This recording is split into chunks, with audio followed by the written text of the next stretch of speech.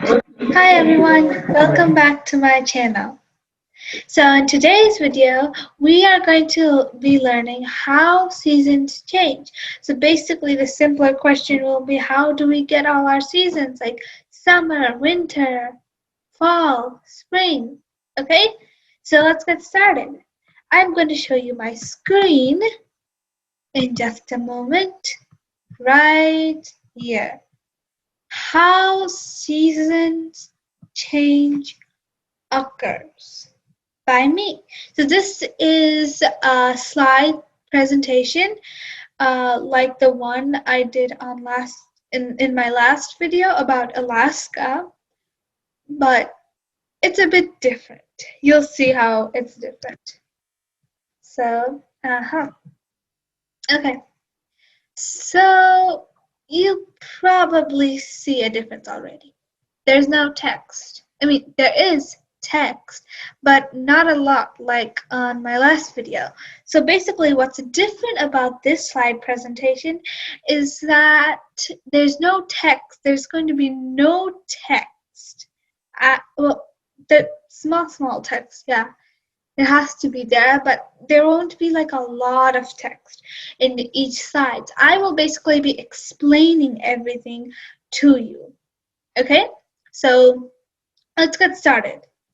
We all know that the sun gives off light.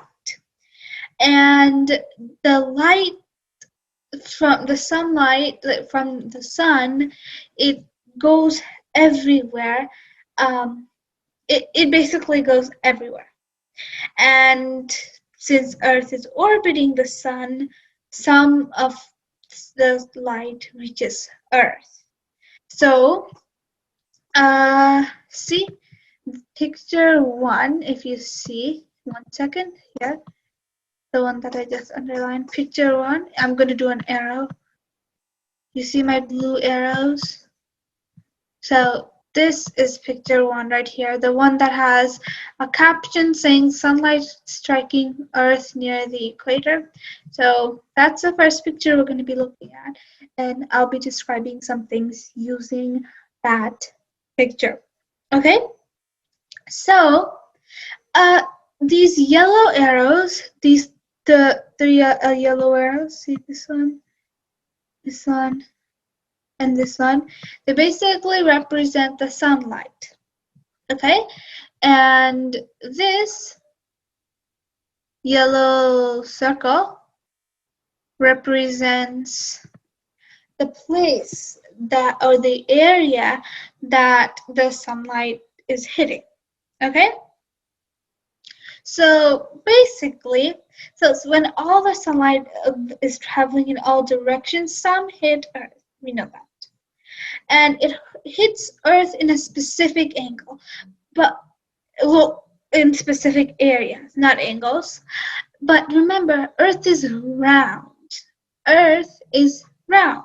So because Earth is round, even though the same amount of sunlight is coming, the sunlight hits Earth, like the intensity of the sunlight differs from area to area. Okay? So like I'll tell you one cool fun fact is that the most intense sunlight that you will get is probably the area near the equator. Now, what's the equator? Let's look at picture 2 really quickly. The one over here, this one. Look at my arrows, 1 second. There. Check out these arrows that I'm doing. Oh, wrong picture. 1 minute, guys. I'm going to go back to the other slide, the slide that we were on. Okay, so this picture right here. See my blue arrow? So it says right here, it does, I'm going to change the color so you don't get confused. Okay, so this line right here, this line is called the equator. So that it kind of divides the Earth into, it basically divides the Earth from to the northern hemisphere and the southern hemisphere. So you can see the northern hemisphere is here, northern hemisphere, southern hemisphere. Okay? So the equator is not, it's not an actual line in Earth. I'll say that. It's actually an imaginary line. It's an imaginary line that runs through the Earth and divides Earth into the northern hemisphere and the southern hemisphere. Okay, and North Pole axis and South Pole, it's basically the North Pole and the South Pole in the second picture. Okay, so let's go back to the first picture. Now, like I was saying earlier, before we went to the second picture, I said that the sunlight, the most intense sunlight you are going to get is it's near the equator. It's definitely near the equator because the sunlight hits Earth in a 90-degree angle, and that is when the sunlight is most intense. Have you heard a city named Ecuador before? It's named after equator. It's a city in South America, and it's on the equator, I believe, or close to the equator. And that would be one of the cities that probably gets a lot of sunlight, intense sunlight, because remember what I said earlier, when the sunlight makes a 90-degree angle with the Earth's surface, that is where the sunlight is most intense. Okay? So let's move on to the next slide. Aha. So here's the third and the fourth picture. Okay, the third and the fourth picture. We know that. So, okay. So in this slide, let's get started. So you see picture 3 right here, this picture. This picture, it has another label. It says sunlight striking Earth near the North Pole. Remember how I told you that the Earth is round? Exactly. Earth is round, so that is why the sunlight, the intensification of the sunlight differs from place to place because Earth is round. Here you can see the sunlight is the same. It's the same amount of sunlight hitting this. But this time it's hitting a larger area instead of a smaller area near the equator. That means the same amount of sunlight is having all this area to cover.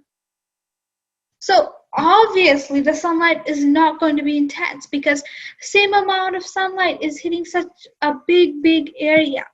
Now, if we go back to the first slide, this slide, look, this is a much smaller area than the area in the third picture. Here, right here. This is a much bigger area. So the thing, logically, if you think the same amount of sunlight, if when it hits a large area, it's definitely not going to be intense.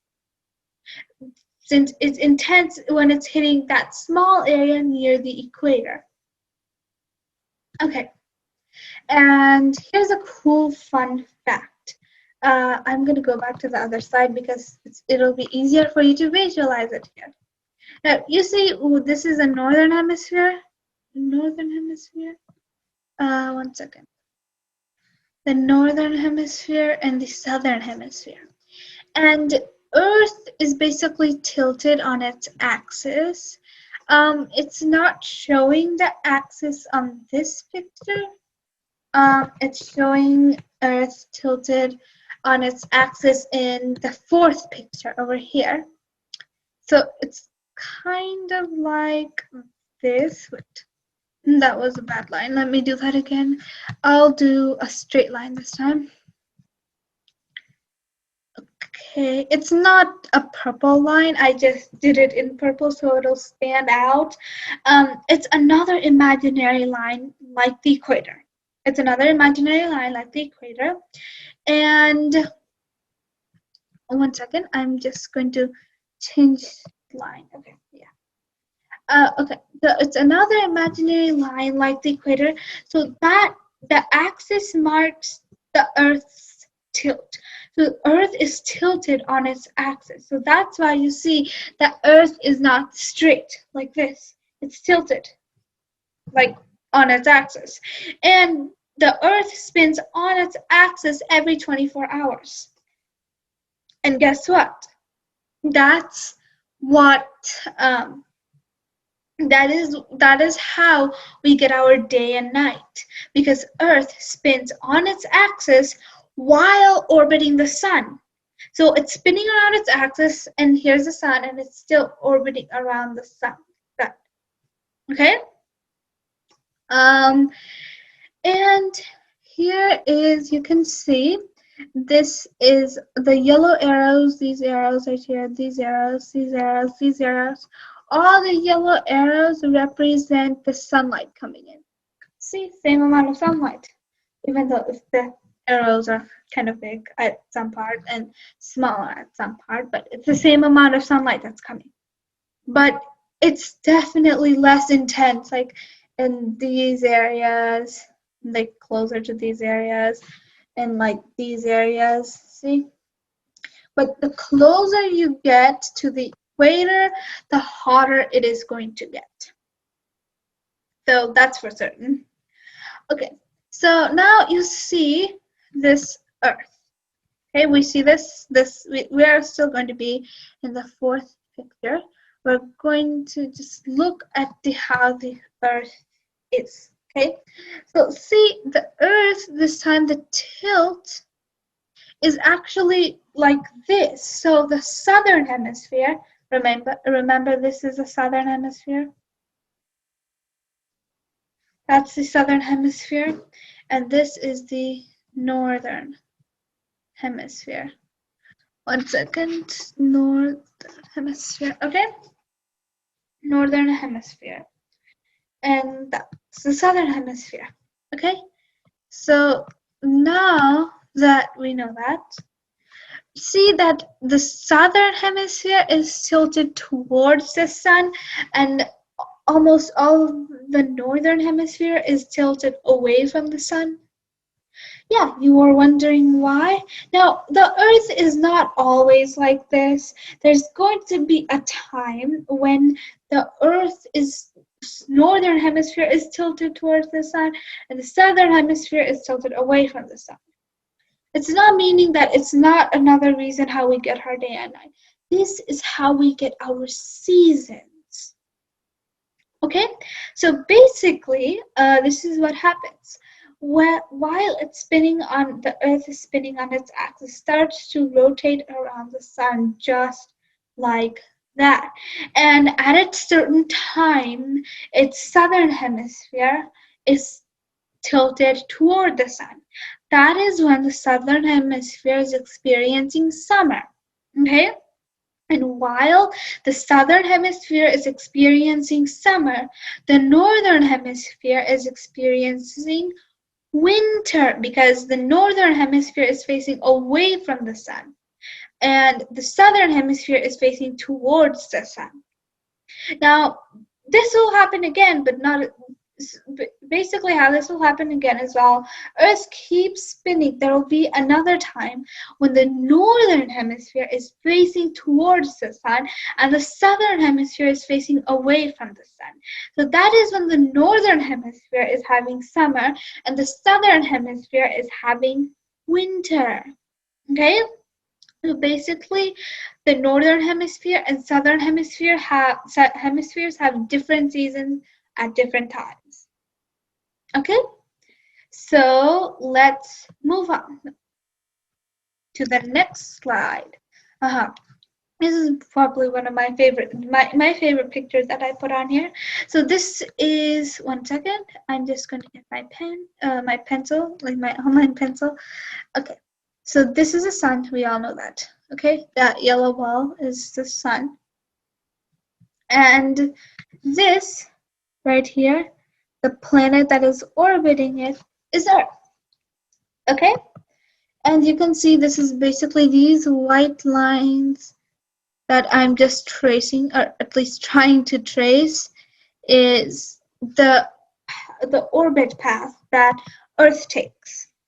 So basically, you can see at this point, can you tell which hemisphere might be experiencing summer and which hemisphere might be experiencing winter? Take your time. Still can't tell? Well, basically, the northern hemisphere, you can see, this is a northern hemisphere, is facing towards the sun. That means that must be, or it might be the hemisphere that is, well, it's obviously the hemisphere that is experiencing one of its hot seasons. And the southern hemisphere is facing away from the sun, so it's probably experiencing one of its cold seasons. Now you will say, well, Manisha, summer and winter aren't the only seasons we have. We have spring, we have monsoon, and we have fall, autumn, anything you want to call fall, really. Well, the thing is, not it takes some time for the northern hemisphere to face the sun. So at that time, the northern hemisphere, like while Earth is slowly, the northern hemisphere is slowly starting to tilt towards the sun. The northern hemisphere it will start to have one of its warm seasons, like spring. Okay, at least in America right now, like spring just passed. Okay, spring just finished. We are out of spring now, and we are in summer. So probably in the southern hemisphere, they are starting to experience winter, I believe. And by the time when the northern hemisphere is having spring, like basically when does the northern hemisphere have spring? When the northern hemisphere is slowly tilting towards the sun, but it's not exactly at the sun, like totally tilting toward the sun yet. But the uh, at that same time, the southern hemisphere will start experiencing one of its colder seasons, like maybe fall or autumn, right? One of those seasons. It's slowly tilting away from the sun, but it's not quite there yet. And then once the northern hemisphere is totally in summer, the southern hemisphere will be experiencing winter. So same thing, when the southern hemisphere starts to tilt a little bit toward the sun and they start to have spring, the northern hemisphere will start to have fall or autumn. And then when it's already, the southern hemisphere is totally facing the sun, then it's time for the northern hemisphere to take a break from summer, take a break from autumn or fall, and go into winter. Okay? So that is how we get our seasons. Now, it's highlight time. Okay? So we only have 3 highlights for this video. Remember, because Earth is round, sunlight hits Earth in different angles, and the light strikes Earth with the greatest intensity at the equator. And each hemisphere experiences different seasons depending on the Earth's tilt. And that is the end of the slides presentation I did on how how we get our different seasons. I hope you liked today's video, and if you did, leave a thumbs up, subscribe to my channel, and I will see you in my next video. Bye everyone!